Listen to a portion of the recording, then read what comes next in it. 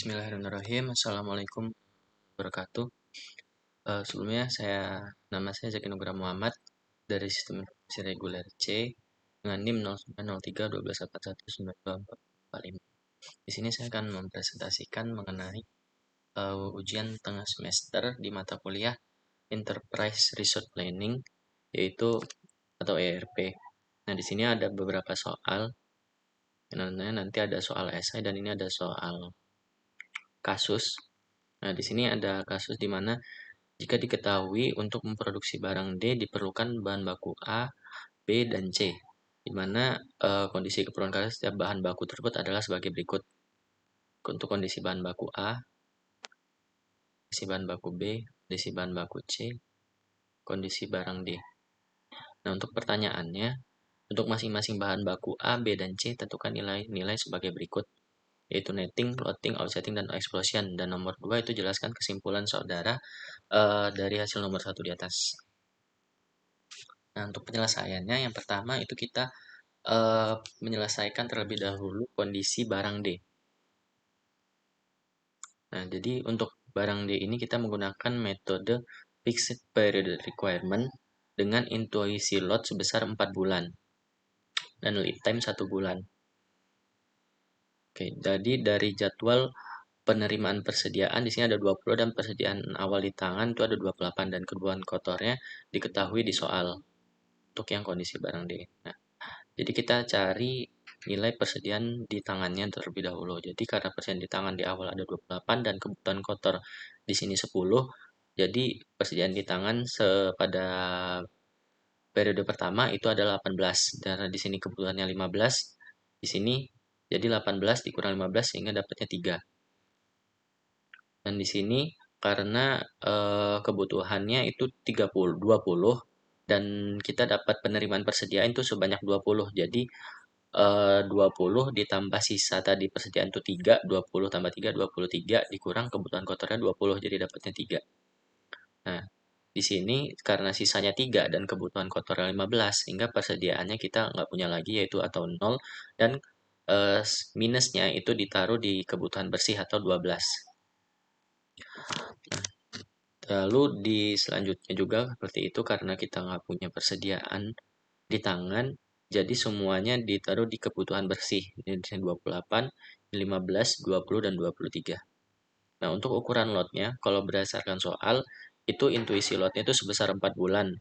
Dan itu kita cari berdasarkan kebutuhan bersihnya setiap 4 bulan. Jadi, setiap 4 bulan kebutuhan bersih dari periode 1 sampai periode 4, bulan 1 sampai bulan 4 itu adalah 12. Sehingga ukuran lot di periode pertama itu 12 dan 4 bulan kemudian di 4 bulan kemudian itu ukuran lotnya adalah total dari kebutuhan bersih dari 5 sampai dari bulan ke-5 sampai bulan ke-8 yaitu 28 tambah 15 tambah 20 dan tambah 23 sehingga ukuran lot yang kedua itu sebanyak 86. Nah, untuk persediaannya jadi karena di sini 12 dan kebutuhan bersihnya 0, jadi persediaan 0.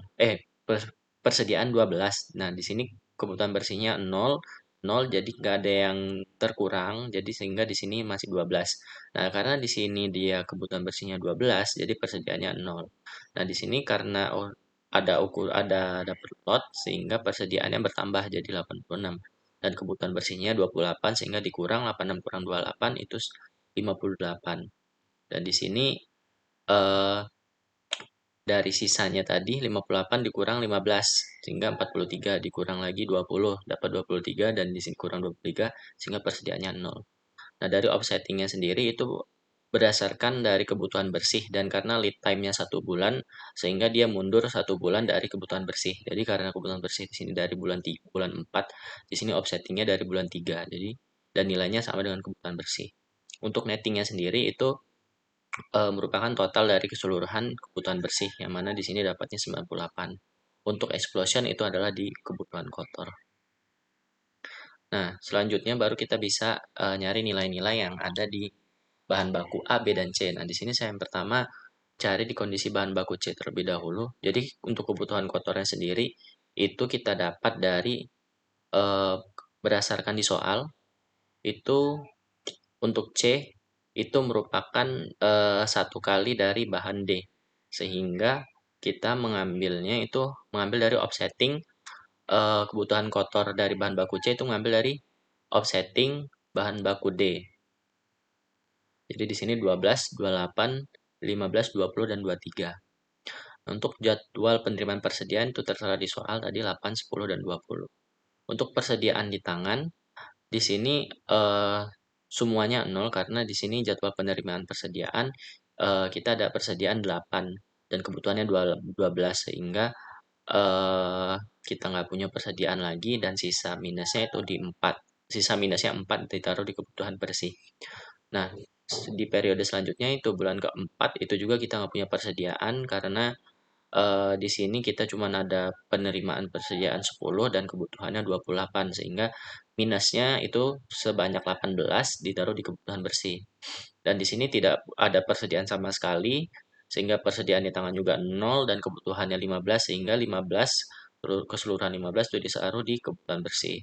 Dan selanjutnya di sini kita dapat penerimaan persediaan itu sebanyak 20 dan kebutuhan kotornya juga 20 sehingga persediaan di tangan kosong dan kebutuhan bersihnya juga kosong.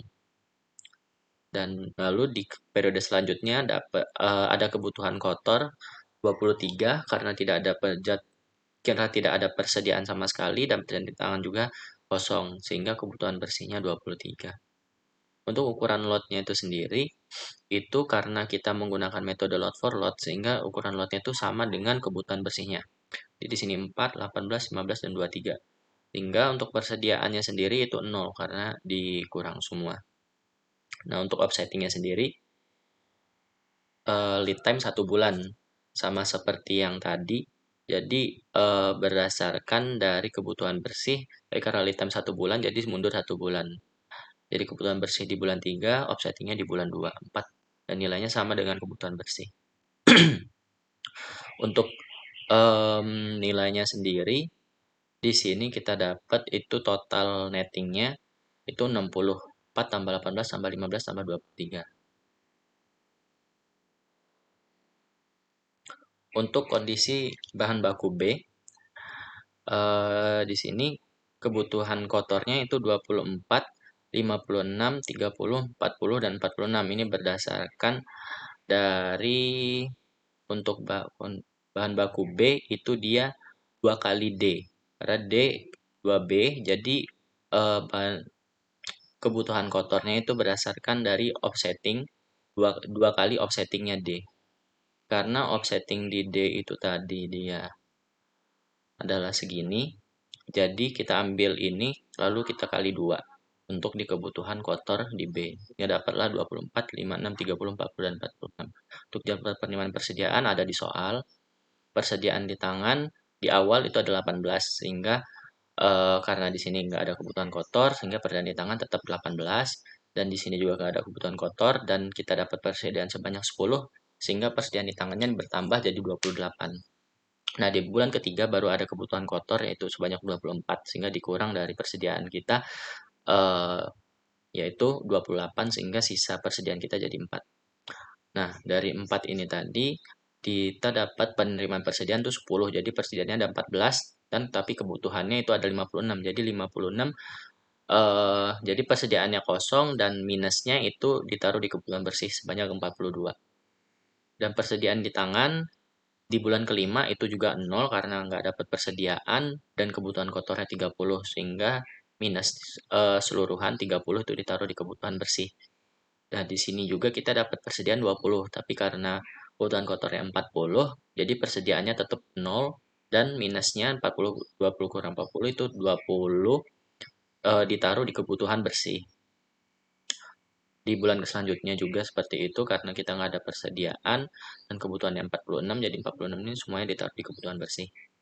Nah, untuk ukuran lotnya sendiri itu karena ini kita menggunakan fixed order quantity dengan nilai intuisinya 20. Jadi untuk lotnya itu dimulai di saat kita memiliki kebutuhan bersih.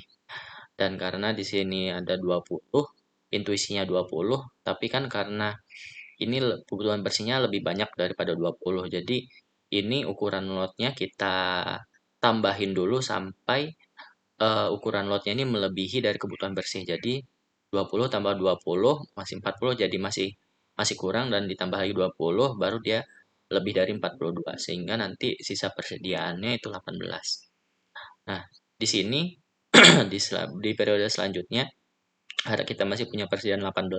Jadi untuk lotnya kita cukup perlu ditambah 20 aja karena kebutuhan bersihnya hanya 30. Jadi udah melebihi. Jadi nanti sisanya persediaannya itu ada 8. Dan selanjutnya juga seperti itu, 20 8 ditambah 20 dan butuhnya 20 sehingga sisanya tetap 8. Nah, di sini karena butuhnya 46 dan sisanya kita hanya punya 8, jadi kita perlu lotnya itu 20 ditambah 20 biar melebihi dari 46 sehingga nanti sisanya 2. Nah, untuk offsettingnya sendiri ini lead time 2 bulan. Jadi dari kebutuhan bersih ini kita mundurin sebanyak 2 bulan untuk offsettingnya. Jadi di sini 42, jadi kebutuhan bersihnya mulai dari bulan 4 dan offsettingnya sehingga mulai dari bulan 2. 42, 30, 20, dan 46. Untuk nettingnya sama, total dari kebutuhan bersih yaitu 138. Untuk kondisi di bahan baku A, di sini kebutuhan kotornya itu merupakan kalau di soal itu dia 2 kali C, sehingga kita lihat offsetting di C ini, offsetting di C kita kali 2 itu merupakan kebutuhan kotor dari bahan baku A. Untuk jadwal penerimaan persediaan itu ada di soal. Untuk penerimaan persediaan di tangan ini awal ada 22 karena nggak ada kebutuhan kotor jadi persediaannya tetap 22. Lalu ada di bulan kedua itu ada kebutuhan kotor sebanyak 8, persediaannya jadi 14, dan di sini ada 36 dan jadwal penerimaan persediaannya itu ada 15. Jadi 15 dikurang jadi 14 tambah 15 29, di 36 29 dikurang 36 jadi persediaannya kosong dan minusnya tuh ditaruh di kebutuhan bersih. Nah, di sini juga seperti itu 0, persediaannya 0, jadwal penerimaan juga nggak ada, jadi kebutuhan kotor seluruhnya ditaruh di kebutuhan bersih. Ini nggak ada persediaan, nggak ada kebutuhan kotor juga, jadi 0, 0. Jadi persediaannya 0, dapat persediaan 20, kebutuhan kotornya 46, jadi minusnya ditaruh di kebutuhan bersih yaitu sebanyak 26. Untuk ukuran lotnya sendiri itu nilai lotnya pertama kita cari dengan menggunakan rumus EOKI yaitu 2DK per H, akar 2DK per H. Untuk D ini merupakan total dari kebutuhan bersih. Jadi 2 dikali 63 kali 2000 per 2500 dapatlah nanti hasilnya 10,004 dan dibulatkan jadi 10. Nah, untuk ukuran lotnya ini kita kenapa kali 7 karena agar melebihi seluruh dari kebutuhan bersih gitu.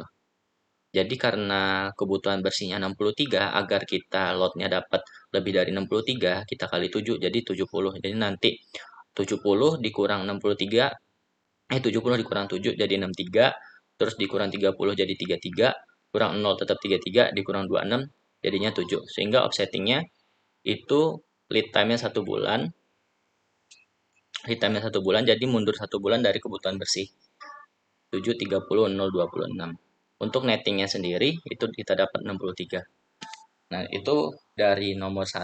Untuk yang nomor 1. Jadi kesimpulan yang saya dapat di kasus di atas itu adalah sebelum kita menentukan kondisi dari masing-masing bahan baku A, B, dan C, kita sebelumnya harus menentukan terlebih dahulu kondisi dari barang D. Jadi setelah mengetahui seluruh nilai dari kondisi barang D, akan dilanjutkan mencari nilai berdasarkan kondisi masing-masing bahan baku, yaitu bahan baku A, B, dan C. Untuk nilai-nilai itu sendiri memiliki ketentuan masing-masing seperti nilai netting yang didapatkan dari jumlah kebutuhan bersih tiap bahan baku, loading yang didapatkan dari soal ataupun dicari menggunakan rumus EOKI, offsetting yang didapatkan berdasarkan lead time dan kebutuhan bersih masing-masing bahan baku, serta explosion yang merupakan kebutuhan kotor masing-masing bahan baku.